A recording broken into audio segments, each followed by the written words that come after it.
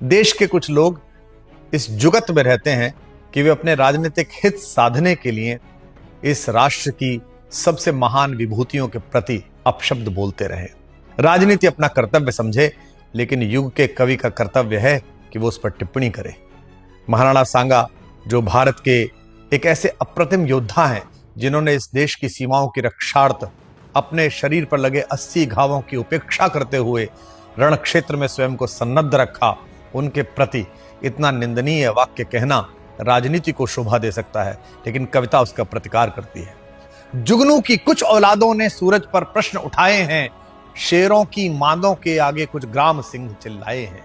मेवाड़ वंश कुल कीर्ति कोश जिनके होने से दीपित है, उन राणा सांगा के घावों पर कुछ भुनगे मंडराए हैं। उनसे कह दो अब देश शौर्य की मुट्ठी खूब तानता है, उनसे कह दो यह देश महाराणा की ज्योति जानता है, इतिहास तुम्हारी सरकारों का बंधक नहीं रहेगा। आप उनसे कह दो यह देश लुटेरों को अब नहीं मानता है, उनसे कह दो यह देश ऋणी है ऐसे पुण्य प्रवाहों का, यह देश ऋणी है वीर शिवा के परम प्रतापी छावों का।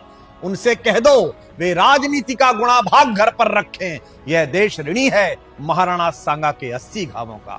महाराणा सांगा जैसे परम प्रतापी शूरवीर, जो महाराणा कुंभा के पौत्र और महाराणा प्रताप नामक सूर्य के दादा थे, मैं उस पूरे वंश की प्रतिभा को और भारत की अस्मिता के लिए रक्षार्थ प्रत्येक महापुरुष को नमन करता हूं। मेरा आपका कर्तव्य है कि घर के पूर्वज की ओर अगर कोई उंगली उठाए तो हम उसे जवाब दें। जय हिंद।